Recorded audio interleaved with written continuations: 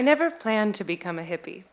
For a while, I was a punk working at an anarchist bookstore on the Lower East Side, and after that, I was an Ivy League nerd. But somehow I found myself living in a commune in southern Spain. My friends and I hitchhiked to Beneficio with a group of Mormons who warned us about this godless hippie commune in the valley. I was 20, which is just old enough to know that if you want to have a good time, do the opposite of whatever a Mormon tells you to do. Beneficio had 2 rules: no meat and no drugs. Well, no drugs except weed and hash, obviously, and mushrooms and acid. Heroin was technically fine. Still, it was better than New Jersey. Most things are. At 20, I knew Menlo Park Mall and the New Jersey Turnpike, and I knew that I came from the land of the free, but I never really felt free. I felt like I had to go to a good college and get good internships so I could get a good job, so I could afford health care, and then I would work for 40 years and die an expensive death with good credit. The American dream.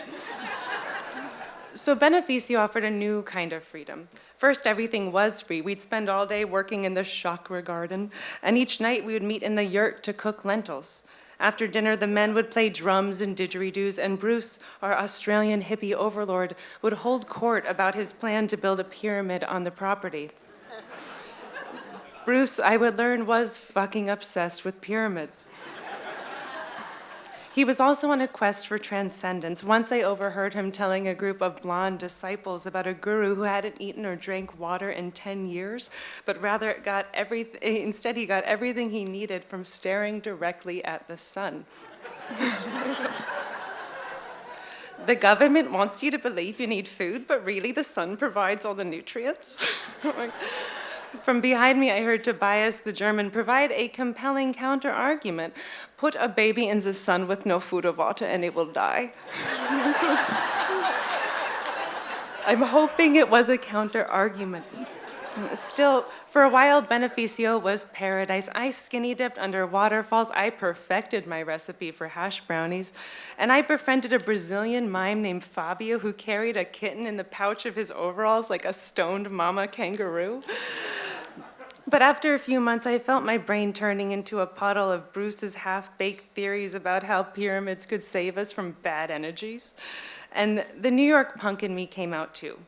Because at Beneficio, science was a sham, abortion was a crime against nature, vaccines were also a crime. So anti-vax, anti-abortion, Bruce could run for governor of Florida and win.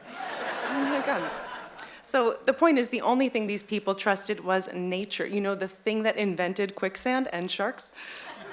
So I knew I was really ready to leave after I asked the Californian girl for the time. You are so American. There is no time in Beneficio.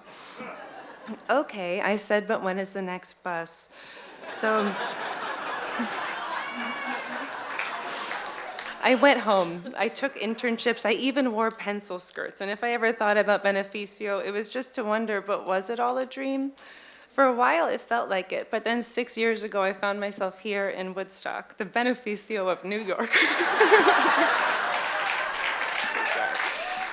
So now when I hear the drum circles on Sundays, it sounds like home. It is my personal opinion that we do not need so many purveyors of tie-dye, but without those shirts hanging from our store windows, our town would have less color.